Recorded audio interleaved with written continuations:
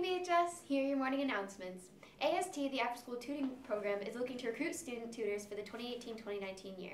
If you're interested, there will be an informational meeting in the Media Center on Wednesday at 2:30 p.m. We are going to have college visits this week. Please sign up in the counseling office if you are interested. On Wednesday, September 19th, we have Washtenaw Community College. And on Thursday, September 20th, we have Hillsdale College.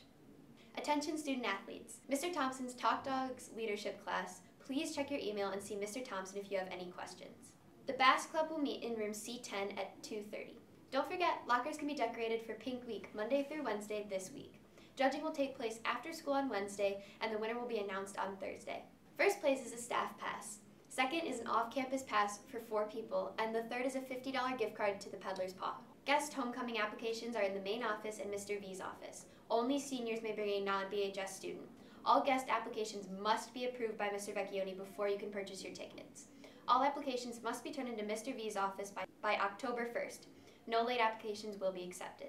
If you haven't purchased your 2019 yearbook yet, don't forget to order one online before they are all sold out. Go to jostlinyearbooks.com or follow the link in the BHS website. Attention students, if you checked out summer reading books for an AP or honors class last spring but did not take the class, please return your books ASAP. AP Lit books to Miss Armstrong in room F22 and AP Lang books to Miss Christensen in F34. Honors 11 books to Miss Burr in F30 and Honors 10 books to Miss Wegner in D28. Honors 9 books to Miss Clark in D45. And now for a Pink Week video. My name is Jennifer Brent. I was diagnosed on May the 10th of 2018 with invasive ductal carcinoma, stage 2.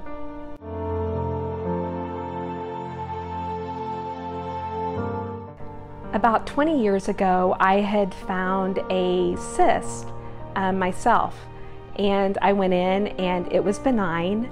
And since then I've been having mammograms and ultrasounds. Like, we started like every 3 months, then we'd do it every 6 months, then it became a year out, and then 5 years, once the doctors felt like nothing was really going to come out of those. And about probably a few months before I went into the doctor this time, I once again found something, and it was a little different, but I just kept thinking, it's got to be the same thing that from the others. So I wasn't like totally worried about it, but I did need to get it checked out. So I went in and I had a mammogram at that point, and I also had an ultrasound scheduled. And that is when that was when they diagnosed that I did in fact have a suspicious mass, and that they were pretty for sure it was cancer. This year, my husband and I are celebrating our 25th wedding anniversary, and we had plans to go on a vacation with our family, and a couple different things going on, and it kind of changed everything because it just stopped. Everything, our world just kind of stopped for a few months, and we have to kind of gather ourselves and see what all this meant to us and how this was really going to affect our lives. And what happened through the process was, when you find out, or they tell you that they're pretty for sure that you have cancer, you have all of these tests that you have to go through to find out and discover exactly more about the cancer in order to be able to treat it. And so it's been a long. I was diagnosed May 10th, and it's been 5 months now, and I just now started my first chemo treatment this past Friday. So it's going to be another probably 6 months or so before I'm finally done with both chemo and radiation through this. What was your reaction when you found out? I was completely shocked. I felt that there was no way that could possibly be the case, because I had done all the right things. I had always gone to the doctor, I had done my mammogram, I had done everything that I was supposed to do, and I was just in shock. And then it became terrified. I was purely terrified.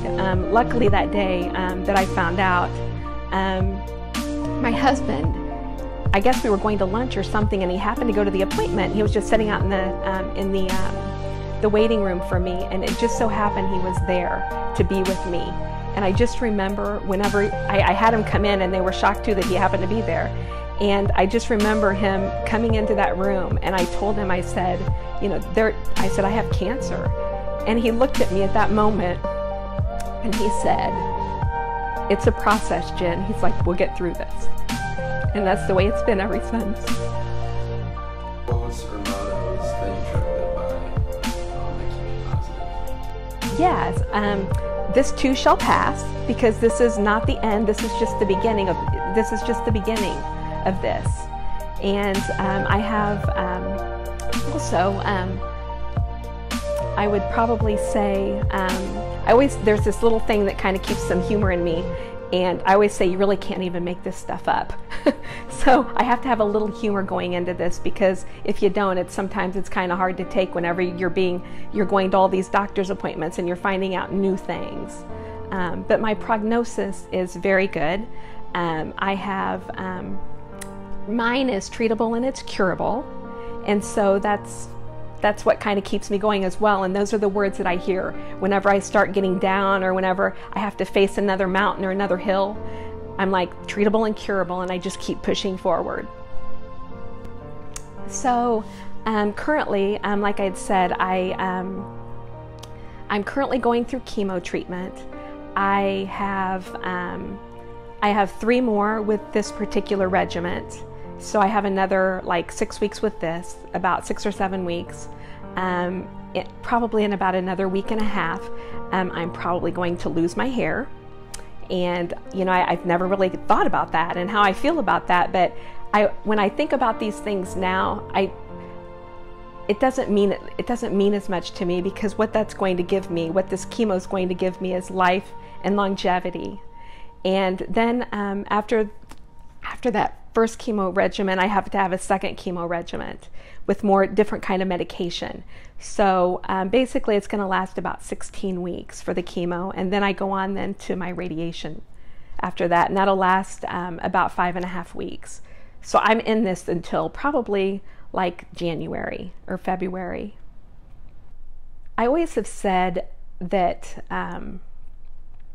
there's this little saying that I have, and it's the people we meet along the way in life.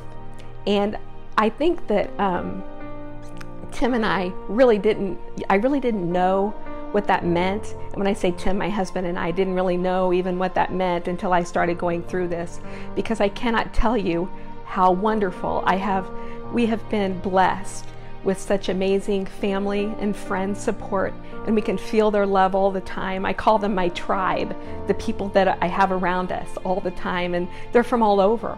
We have them, we're not from here, so we have them all over the U.S., our friends, and the support, and that's what we've found. Being in the Brent community, what does Pink Week mean to you? When I saw the email from Dr. Gray and how he was really wanting to really come out and support this year with doing some cool things, that, even more so at the football game and that type of thing, I was really, really excited, because I don't know if you all notice it, but every year around this time we start seeing the town being painted in pink. Basically, there are ribbons and there are tons of things just to bring awareness to this. And I'm just telling you that there are so many resources now that this doesn't have to be bad. This can be, we can make this better, and we can do this right, and we can we've got the research, and we've got the know-how to do this in the modern medicine to make this happen, to where early detection is the key, and hope.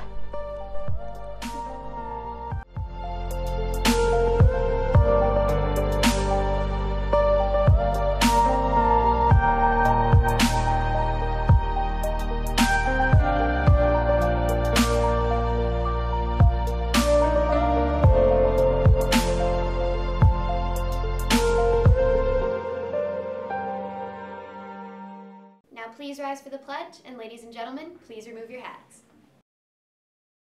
I pledge allegiance to the flag of the United States of America, and to the republic for which it stands, one nation, under God, indivisible, with liberty and justice for all.